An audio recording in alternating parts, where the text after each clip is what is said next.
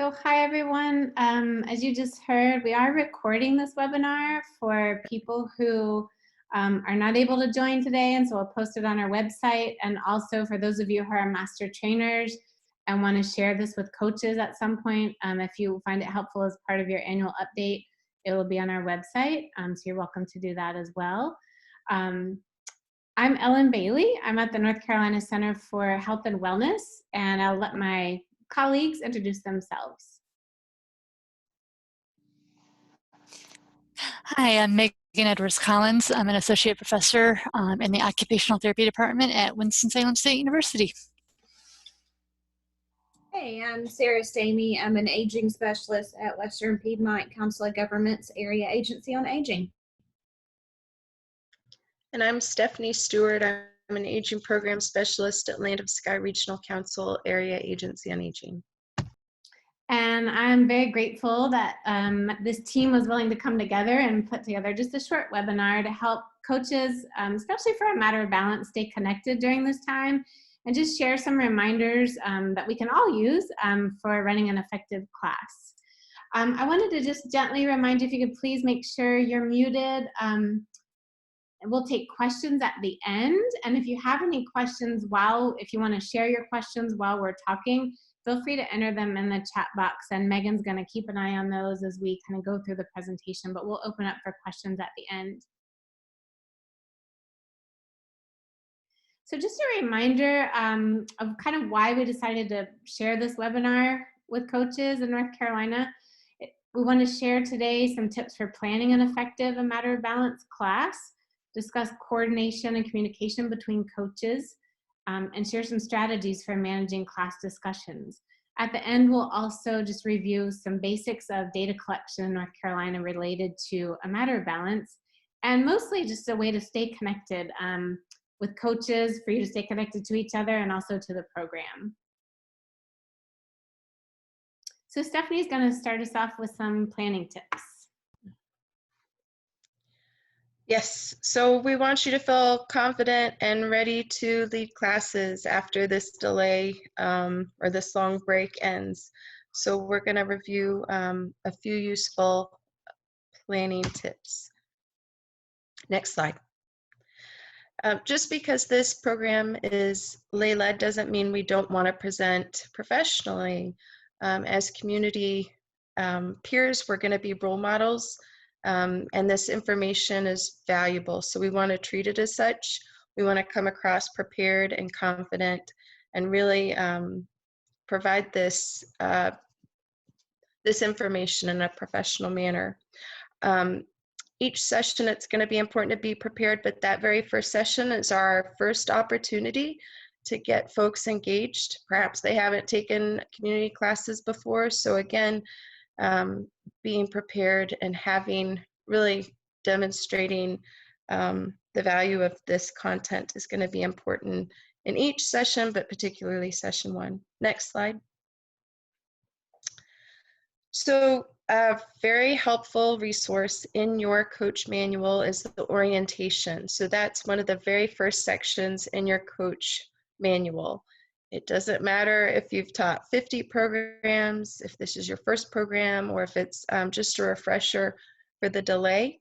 The orientation really gives a broad overview of the structure and important components of the program that helps us maintain fidelity. And so the orientation starts by describing the coach's role. 2 important points that I really wanted to speak about include promoting reflection.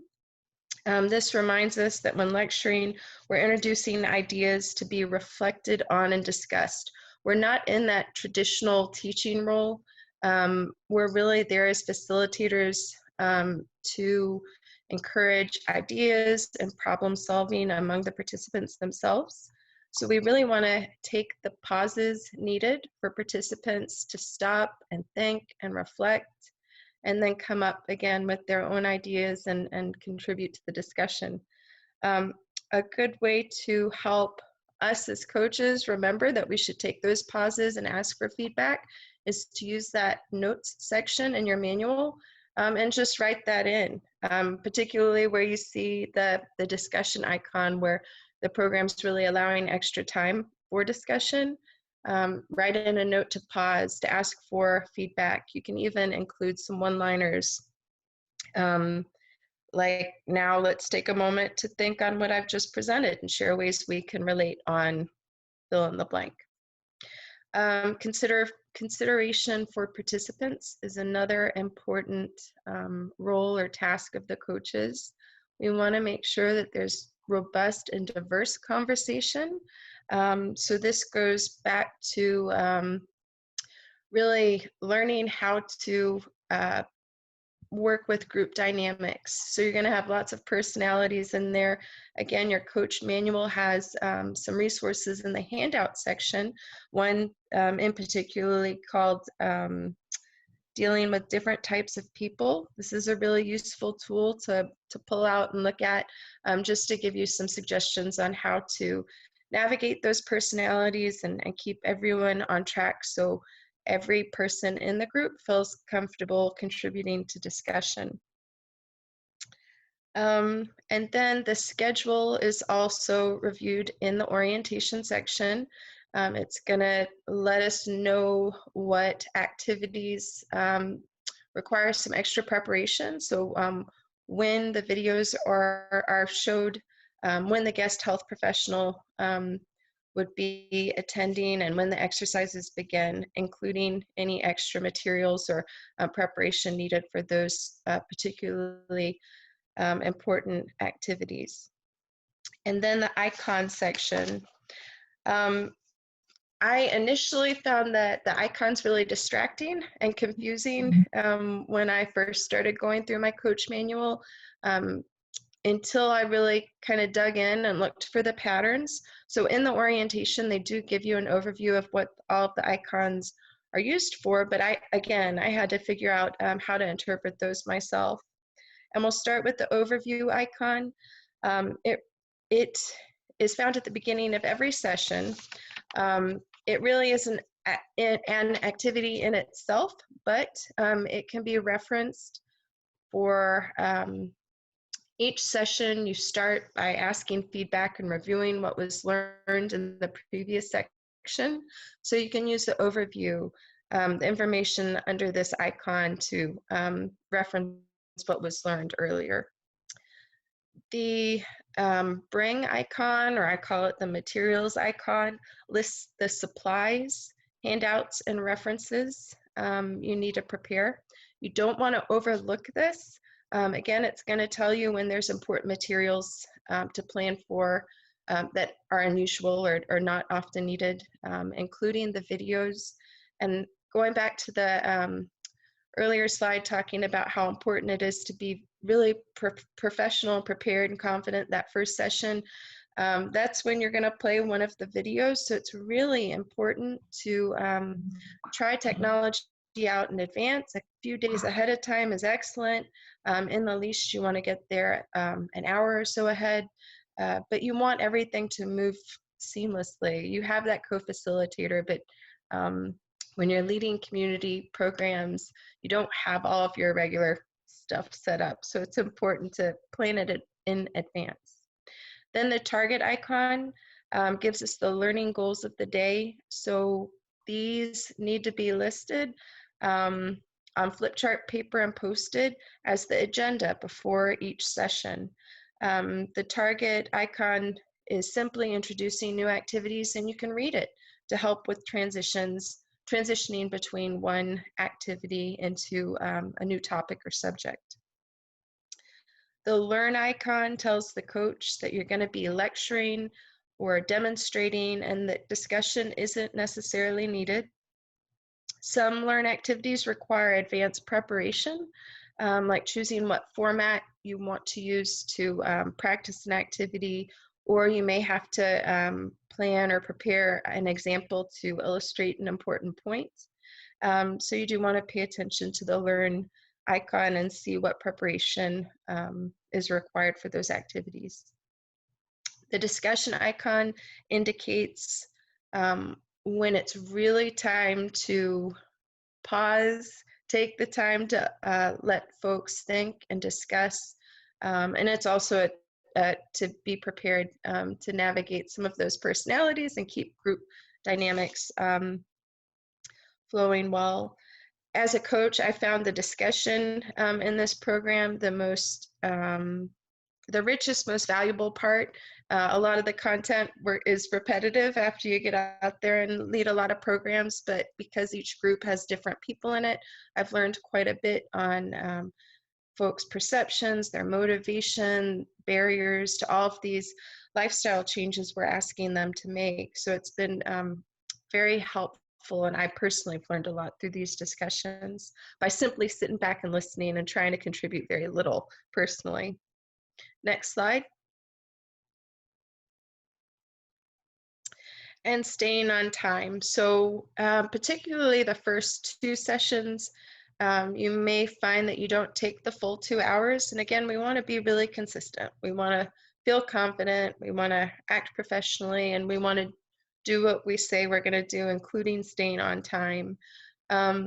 So it's important to, again, stoke conversation, particularly those first 2 sessions where exercises aren't taking place and there may be more time for discussion.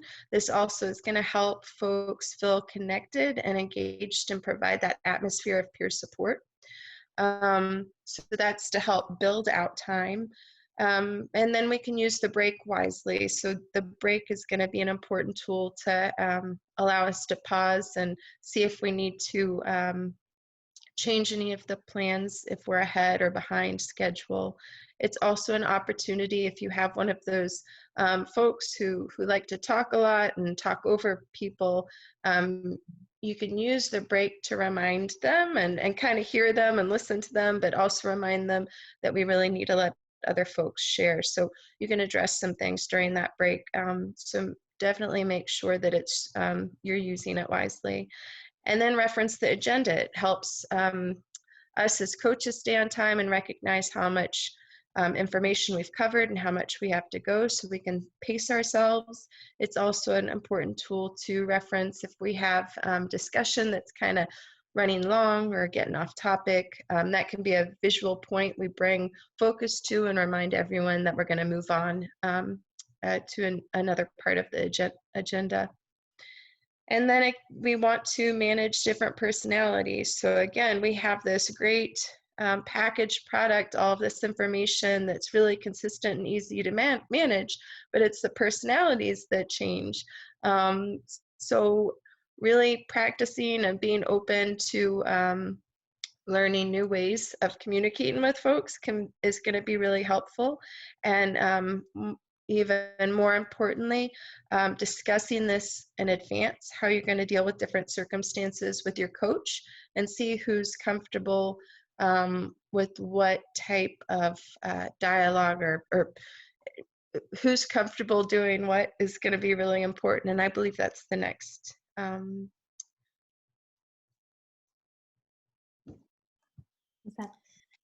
So as coaches in a matter of balance, communication is one of the keys to success and having a successful workshop.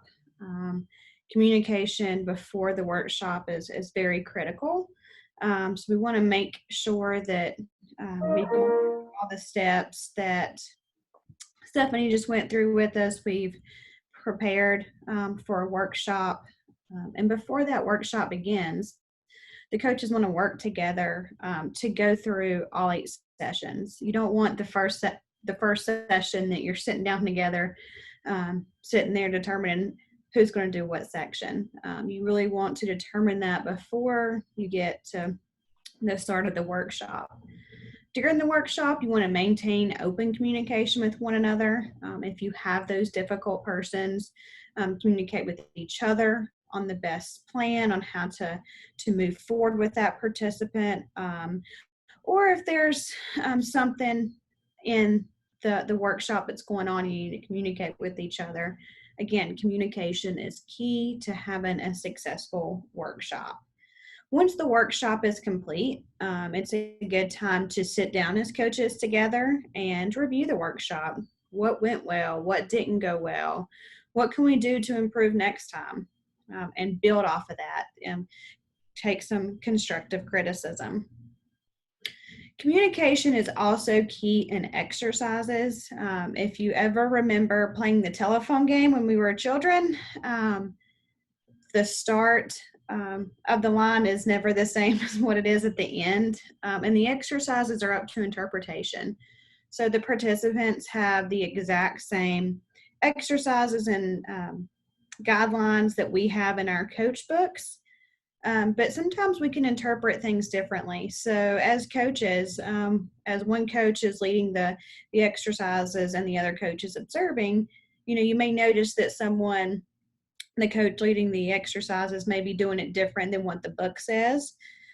Use your break or maybe after the workshop to talk to that leader, that coach, and let them know, like, hey, I noticed that you were doing it this way, but in the coach workbook, it really says it needs to be done this way. So again, just being respectful and pointing that out. Stephanie's already gone over planning and preparation and the importance of being prepared for a workshop.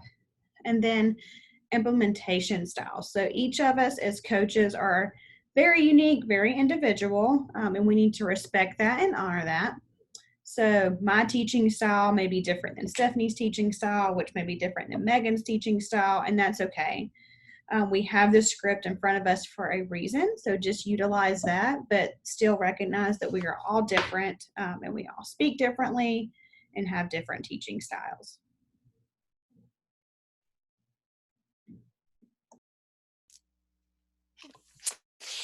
So when we're running a Matter Balance class, we may have many wonderful participants that like to talk and talk a lot, and perhaps not necessarily about Matter Balance related topics. So I'd like to just present a few tips for keeping your participants focused and hopefully on track. The first thing you can do, of course, even before your first class, perhaps, and that's talk with your partners at the community site who may know the participants or have a better feel of what the participants may be like and can prepare you for any challenges that you may experience, so you can be prepared ahead of time, or they may have some strategies they can provide you as well.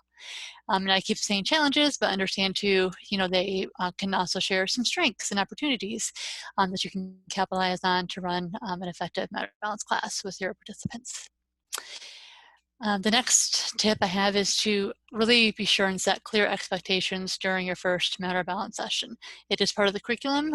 There's established kind of guidelines, expectations that you're to review with participants, but you also have the opportunity to discuss with them anything else they'd like to add.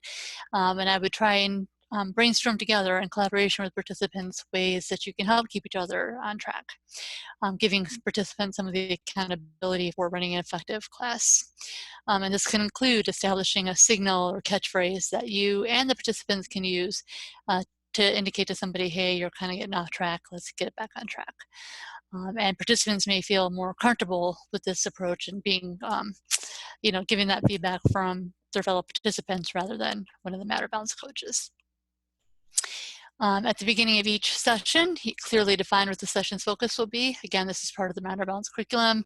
You're supposed to have the learning objectives displayed, continually refer to those. So it's very clear what you're supposed to be going over and what they're supposed to be focusing on.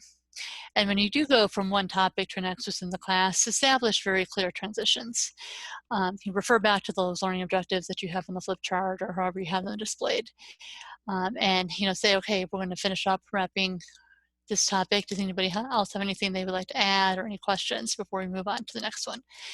That can help make sure that everybody has the opportunity to speak before you go on to the next topic, and hopefully eliminate the chance that somebody 10, 15 minutes later will bring back something that was previously discussed. Another tip can be establishing time limits. Maybe you want to tell participants they can speak, for up to 4 to 5 minutes or whatever is appropriate at a time. I'd like to just point out all these tips are just potential suggestions, particularly this one. You want to make sure that it would work well with the particular group of participants you have, particularly with the time limit. You want to make sure that that's not causing any anxiety or preventing people from talking. Okay, next slide, please. You can remind participants that they can socialize or further discuss a topic before or after class or during a break. They have time to communicate and talk with each other outside that structured class time. You can redirect the conversation by restating the purpose or focus of the session, referring back to those learning objectives. And if you're able to, connect what they're saying to the topic at hand, or ask the participant to summarize what their point is and how it relates to matter balance. And I would say one or two things would happen. They will realize that they're not on topic and that what they're talking about is unrelated. And hopefully they'll say, I'm sorry, continue. Or maybe they're able to make some great connection to the matter balance topic, and you'll learn something new, and it can be a valuable learning opportunity for everybody involved, the coaches and the participants. Of course, you can speak with individuals one-on-one as needed, before or after a class or during a break. Again, you want to make sure that you're being professional and respectful with them, respect their privacy, so they don't feel like they're being called out or embarrassed, anything like that. And as Stephanie has mentioned, review your coach manual for tips. There's that wonderful section that has strategies for interacting with various types of personalities that you may find useful. And then finally, I would say, remain calm. If your class gets off track for a few minutes, it's not the end of the world, and it may help build that camaraderie that I think is such a special part of a matter balance. Okay, next slide. All right, thank you. So I really appreciate all the tips as a reminder to me as a coach as well of fidelity and how we manage the curriculum, which is a great curriculum with all of the challenges that come up and the joys that come up with the different personalities in a group. Wanted to take a few minutes just to review where you might go if you have questions about resources related to a matter of balance in North Carolina, whether or not you're a master trainer or a coach.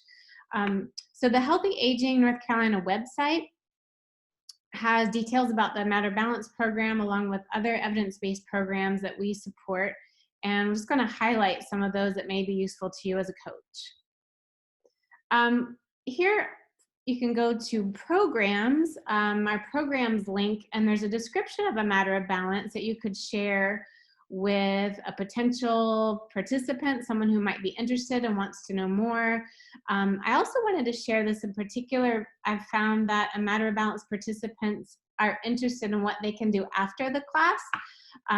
They've made some progress and maybe they want to continue with something else. So referring them here to see what the best fit is for them could be a good option for chronic disease self-management programs, since many people who are at risk for falls are also managing a chronic condition that could contribute to that risk. Walk with Ease, which is a program that helps people learn how to walk, kind of get started walking safely, and Tai Chi for arthritis and fall prevention. So if you click on, for example, a matter of balance, it'll bring you to just a summary overview. And if people want more details, the detailed curriculum, they can click for more information. And then this register for a workshop button is helpful too. And I'll show you what that looks like. So that'll take you to a map of North Carolina. And right now you see, even amid the COVID crisis, we're being hopeful for the fall, that there'll be some matter of balance classes meeting again in person in the fall. But anyone can find ongoing classes at the program link when you hit register for a workshop. So if we look at Brevard, for example, it'll list the dates, how often it's going to meet, the time, and especially the contact information. So the email or phone number for someone to register for a class. So this is helpful. Everyone across the state organizes it differently. So you want to make sure you check with your master trainer about whether or not registration will go directly through them, or if you'd like to use online registration. But this is a great reference, and also a link that you can share for advertising to help with recruitment for your classes. We also have a link under leader info for trainings, and this is where you can go. Right now, most trainings are on hold, but this is where you can go to if you need to renew your coach training, if you're interested in getting cross-trained in the chronic disease self-management program or Walk with Ease or something else. So this is just a good link to remember for professional opportunities. And fun paperwork. So I wanted to share a little bit about paperwork and why it's important and where to find it. So under leader info, in addition to the trainings, you'll see leader resources and program forms. On program forms, for that link for a matter of balance, it's really important in North Carolina to make sure you're communicating with your master trainer, whoever's overseeing your program, make sure you're using the correct forms for North Carolina. We do not use in North Carolina the general forms that come in the main health manual. So you can come to our website and check, and most importantly, check with your master trainer that you're teaching with, because there may be some slight variations in forms across the state. So you just want to be sure. And why does this matter? I know that it takes a lot of time, sometimes up to 30, 40 minutes, depending on different things that arise when people are filling out the first session forms. So whether or not you're hosting a session 0 or it's happening during the first session, I wanted to remind everyone why this is so important. It really does help us to make the case for a matter of balance in North Carolina, to show its effectiveness. It helps us to learn as a whole who is being served and where they're being served, and where there are also gaps in programming, so where we could better serve North Carolinians. So I just wanted to also highlight the fact that funders, which in this case very often happens to be the federal government, that helps to demonstrate that effectiveness to the funders of that we're making a difference in the health of North Carolinians. So I wanted to share a few talking points that you could share with your class if they're asking about why do we need to fill out all this paperwork. Just remind them that it's valuable information, that it's confidential, and then it helps us to understand who's being reached by this program and how to improve services for people like them, or like you, if you're talking directly to them. And as I just mentioned, it helps to show funding agencies that they're spending their money wisely, and that we can continue funding for this programming. And one of the things that coaches don't always see on the back end is all of that data that you're helping to collect. We often share with your supporting agency whenever they want it, to help show how many people they've reached and the outcomes of these programs. And a matter of balance does really have some significant outcomes. So Sarah had some great tips, and I wanted Sarah to share her paperwork tips. Absolutely. So paperwork looks probably, the way we conduct getting the paperwork completed is probably done a little bit different from leader to leader or coach to coach, again, given the different implementation styles and just the way we kind of work. But I found some tips and tricks that have worked in my region and just wanted to share with you. So the first thing you want to do is just confirm with your aging specialist or your master trainer how they want those forms collected. So for example, in my region, I provide the blank forms to my leaders or coaches right before they start a workshop, just again to ensure they have the most accurate forms. Some coaches like to go ahead and get started early and try to conduct these, complete the forms of the phone, or if you have a session 0. But for the most part, a lot of coaches wait until that first session. What I have found helpful, Stephanie talked about the importance of showing up early to a workshop, especially on that first session. So in addition to making sure the videos are working properly and you have all the material you need, you can go ahead and set out the participant workbooks and go ahead and have their paperwork laid in front of them. So when they come in, they can have a seat and they can go ahead and get started on that paperwork if they feel comfortable. You also need to consider those that do have vision issues or literacy issues, and be willing to help them. So what I kind of do is participants come in and find a seat. I'll walk up personally and introduce myself and try to check in. So we have some paperwork here that we need you to fill out for us. If you need help, I'm here. My coach is here. We'll be glad to help you. And I usually have all participants hold on to that paperwork to at least the break. And then what I do is I go around individually to make sure that it's complete, because sometimes they forget the backside, or sometimes the question's missed because they may not understand what the question's asking. So you can use that time to clarify anything. And then sometimes we have those fun identified forms where it's the first 2 initials of your first name, first 2 initials of your last name. So it's crazy. So, next week or next session, you're like, no, who is this? Whose 2 letters and dates are this? So it's kind of tricky. So what I do is I will have a cheat sheet and a real cheat. I use, I will, as I'm collecting participants' forms, I will write down their first and last name, and then to the side beside that, I'll write down that identified ID. And then that's what I'll keep for the 8 sessions. And then before I submit my paperwork, I will transpose all that information minus the participant name. So it's just that identified, and transpose it that way. So that's all that they have.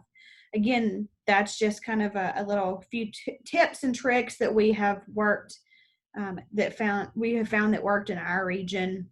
Again, it's not, you don't have to do it that way, or if you have questions or want more tips, feel free to reach out to me.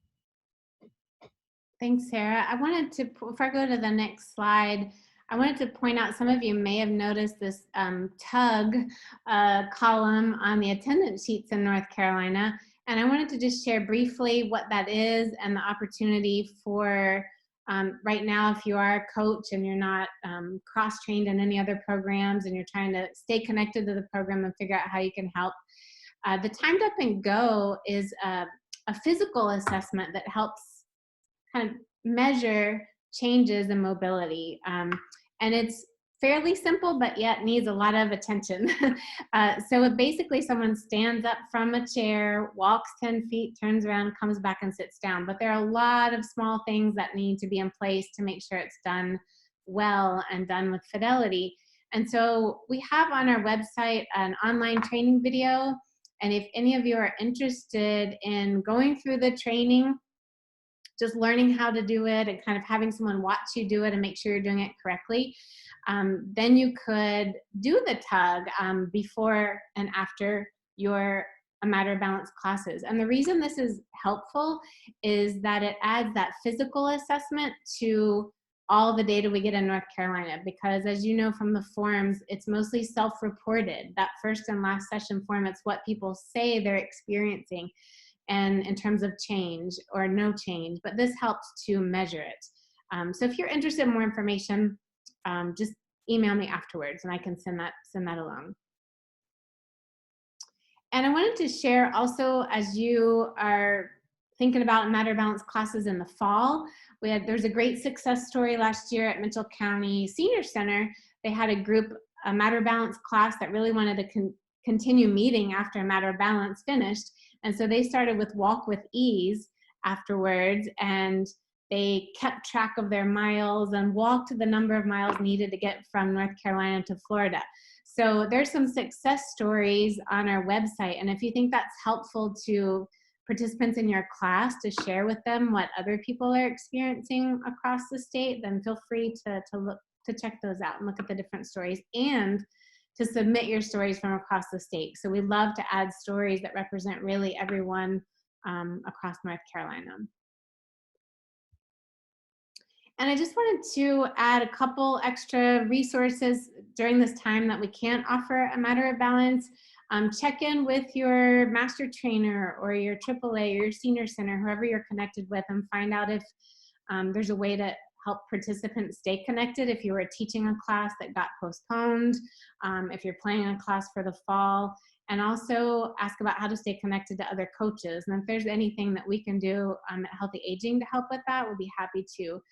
This was Stephanie's idea that we worked with her on, was to engage A Matter of Balance coaches in calling participants in the classes that got canceled to see if they were interested in the Chronic Disease Self-Management Toolkit as a way to engage in that program once their Matter of Balance class got postponed. So that's on our website if you want to have a look at that, or if you're interested in expanding that. And then if you were teaching a class and you'd already gotten through session 3 and had taught the exercises that Sarah was mentioning in class, you could always reach out to participants and remind them that they can do those at home safely, that they have the drawings, the explanations in the manual, but just to make sure that they're doing them safely, because that's kind of part of what we encourage in A Matter of Balance anyway. And then there's also the home safety checklist. They could take a peek at that and start checking out their home for safety issues until the class can meet back up again. And lastly, we shared some links for safe exercises at home for people who may have been in a matter of balance. One is through the National Institute on Aging, the Go for Life program, which has a lot of great handouts, especially for strength and balance, which is related to falls prevention, but for all types of activities. And then there's also a self-guided and self-paced program, which is based on the Otago Falls Prevention Program. So feel free to share those with your Matter of Balance participants as well. We've added our contact information here. You can contact any of us that have shared today with any questions. And we thought we have about 25 minutes left. So if anyone has any questions for any of us, we'd love to try and answer them. Yeah, there's no questions in the chat box yet. Okay. And if you don't have questions, that's okay too. We just wanted to offer kind of an opportunity for coaches to stay connected, for master trainers to have some material if you want to include it as part of your annual update, and just to see what needs you have right now, since we can't offer a Matter of Balance virtually.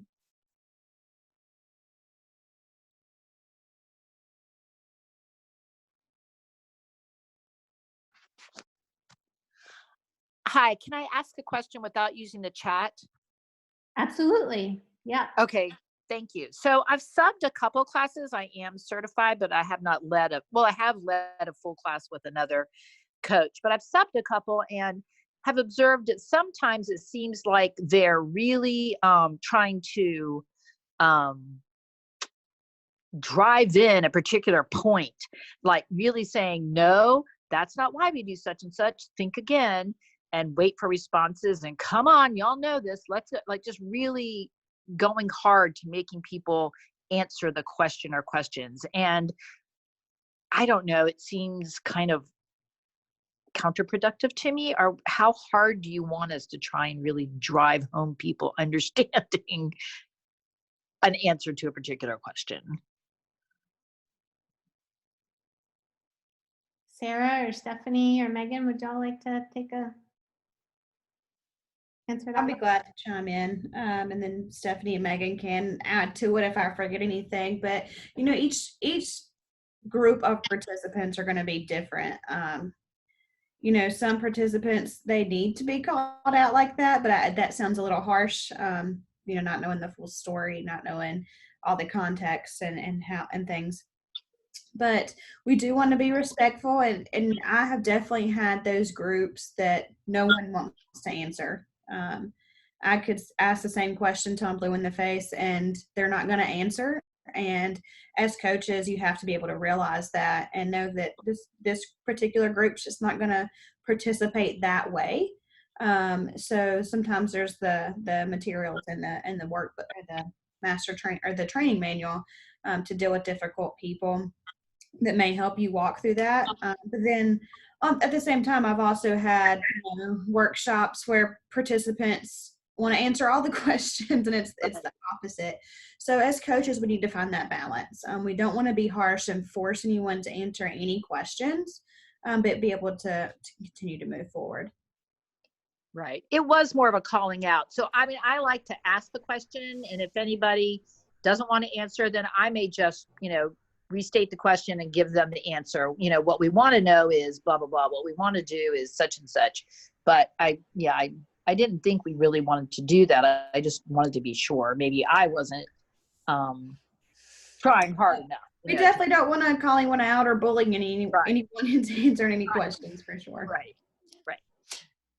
And so the only thing that I would add is make sure that you're providing a significant pause. So generally people get uncomfortable with no one talking.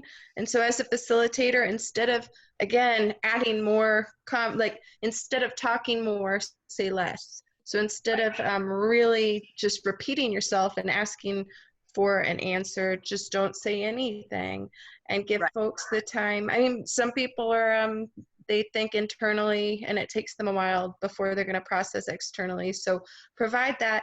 And then just keeping in mind that this is facilitation and we're building self-advocacy. So it's not a matter of memorizing anything. folks are practicing skills, but we're really, really, really trying to dig into what folks already know. We're providing some talking points and some new information, but we want them, the participants are going to be leading the way, and so they're adults too. There's some great resources in the handout talking about how to work. There's adult learning principles that are really valuable. So it sounds like your experience sounds more like traditional teaching, more so than facilitation. Right, I agree. Yeah.